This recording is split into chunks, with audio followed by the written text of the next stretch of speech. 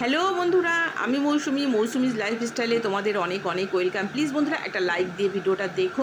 আর এখন পুজো চলে এসেছে, আমার তো হাতের কাজ একদম বেড়ে গেছে অনেকটাই আর কি।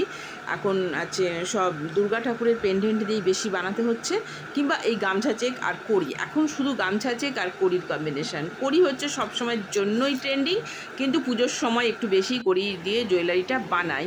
তো আমি যে কানের বানাতে বসেছি বন্ধুরা, আমি ঠিকঠাক করে সেইভাবে ভিডিও করেও রাখতে পারছি না। এখানে আমাকে অনেক বন্ধুরা বলেছে, তুমি তোমার জুয়েলারি যখন বানাও, সেই জুয়েলারি ভিডিও যখন বানাও, সেই জুয়েলারির ভিডিও আমাদের মানে শেয়ার করবে। তো সুতরাং বন্ধুরা এখন কাজের চাপ বেশি বলে সেভাবে আমি দিতেও পারছি না।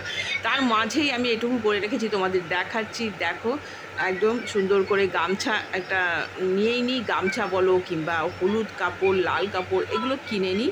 সব দোকানেই তোমরা পাবে নতুন। তারপরে এই রকম করে বোর্ডের ওপরে পিস করে কেটে ভালো করে এরকম আঠা দিয়ে লাগিয়ে নিলাম। প্রথমেই এগুলো করে নিই, একদম দুই দিকে ভালো করে একদম সুন্দর করে গামছাটা লাগিয়ে নিলাম। গোল গোল করে কেটে নিতে হবে বন্ধুরা। একদম এই যে দেখো, একদম নতুন একটা ছোট গামছা কিনে নিয়েছিলাম, ওইটা থেকে এগুলো সব বানাচ্ছি। আর কড়ি তো অবশ্যই দিতে হবে, ওপর থেকে একটা করে কড়ি দিয়ে দিয়েছি যেহেতু ছোট। আর একটা দেবো মিডিলে একটা কটন বল দিয়ে দেবো। কড়িটা দিয়ে ভালো করে আর কি দিয়ে দিচ্ছি। আর পম দিয়ে কিছু জুয়েলারিতে কিছু দেবো পম, আর কিছু কিন্তু দেবো না। সবারই তো চয়েস এক নয়, অনেকে কিন্তু পম দেওয়াও কানের মানে ইয়ারিং করতে চায় না। সুতরাং ওই জন্যই আমি কিছু দিই আর কিছু আবার দিই না। আর কড়ি তো অবশ্যই লাগবে, এরকম একটা কড়ি দিয়ে দিলাম। তারপরে এখানে একটা লালি রঙের কটন বল দেবো, যেহেতু কড়ি তো সাদা, সাদার মধ্যে আবার সাদা কটন বল দিলে ঠিক ভালো লাগবে না। এই দেখো বানিয়ে নিয়েছি, তবে দুটোতে দেবো পম আর দুটো থাকবে প্লেন। আর এই রকম একটা লাল দিয়ে দিদি। হ্যাঁ, অন্য সময় আরও অন্য কালার করি, যেহেতু এখন পুজো মানেই হচ্ছে লাল সাদার একটা কম্বিনেশন। ওইভাবেই আমি বানাচ্ছি এগুলো। আর একটা কটন বল এর ওপর আবার দিয়ে দেবো, একটা জাস্ট একটা কটন বল, একটা করি, ব্যাস আর কিচ্ছু না বন্ধুরা। আর দুটোতে দেবো পম গোটা, একদম একদম লাল রঙের পম দিয়ে দেবো। আর দুটো হুক, ব্যাস। মাউন্টগুলো খুব একটা শক্ত তো নয় যে হুক ঢুকবে না, ঢুকে যায় বন্ধুরা। ও আর দুটো হুক লাগিয়ে দেবো। এই দেখো হয়ে গেল আমার চারটে একদম কানের তৈরি হয়ে গেল। আর দুখানা লাস্টে হুক লাগিয়ে দেবো, ব্যাস। এই হচ্ছে পুজোর এখন কাজের চাপ বন্ধুরা, প্রচুর প্রচুর বেড়ে গেছে।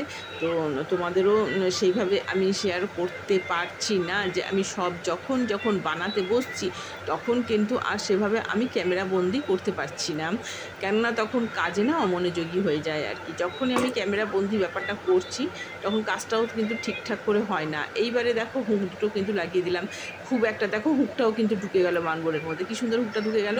দুটো এমনি প্লেন রেখেছি আর দুটোতে পম দিয়ে দেবো। এগুলো একটা সেটের মধ্যে, ওই যে দুর্গা ঠাকুরের একটা চেক, গামছা চেক, একটা জুয়েলারি বানিয়েছি, ওই সেটের আর কি দুটো দিয়ে দেবো। পম দেওয়া ওই দুটো দিয়ে দেবো, আর বাদ বাকি দুটো এরকম লাগাবো। তোমাদের আমি দেখাই হ্যান্ডমেড কালেকশান আরও প্রচুর প্রচুর ছিল।